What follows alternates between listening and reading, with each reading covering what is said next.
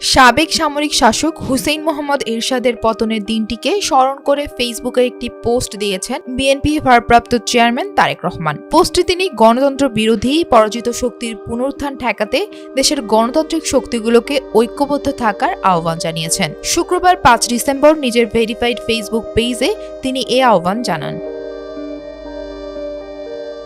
তারেক রহমান পোস্টে লিখেছেন, আওয়ামী লীগ ঐতিহাসিকভাবে গণতন্ত্রের ভয়ঙ্কর শত্রু। তিনি বলেন, 1990 সালে 6 ডিসেম্বর বাংলাদেশের ইতিহাসে একটি অবিস্মরণীয় দিন, যেদিন দীর্ঘ আন্দোলনের মাধ্যমে সামরিক শাসনের অবসান ঘটেছে। 1982 সালের 24 মার্চ হুসেইন মোহাম্মদ এরশাদ রাষ্ট্রপতি বিচারপতি আব্দুস সাত্তারকে ক্ষমতাচ্যুত করে অসাংবিধানিক শাসন জারি করেছিলেন।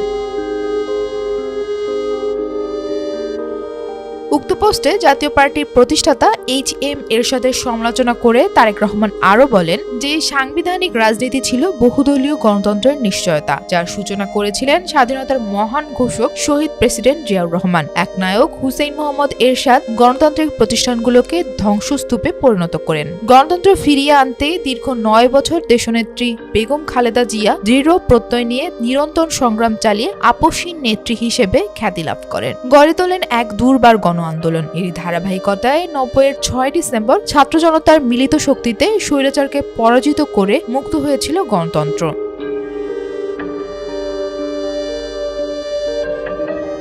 2024 সালের 5 আগস্ট ছাত্র জনতার মিলিত শক্তির কথা তুলে ধরে তিনি বলেন, ছাত্র জনতা আবারও এক ফ্যাসিবাদী শক্তিকে পরাজিত করেছে। তারেক রহমানের দাবি অনুযায়ী আওয়ামী লীগ ঐতিহাসিকভাবে গণতন্ত্র বিরোধী শক্তি হিসেবে কাজ করেছে এবং শেখ হাসিনার শাসনকাল ছিল ফ্যাসিবাদী দুঃশাসনের প্রতীক। তিনি উল্লেখ করেন, শেখ হাসিনার আমলে দেশনেত্রী বেগম খালেদা জিয়ার ওপর জেল, জুলুম ও নির্যাতন চালানো হয়। দীর্ঘদিনের নিপীড়নের কারণে তিনি গুরুতর অসুস্থ হয়ে পড়েছেন। তারেক রহমান আল্লাহর কাছে খালেদা জিয়ার সুস্থতা কামনা করেন। এ সময়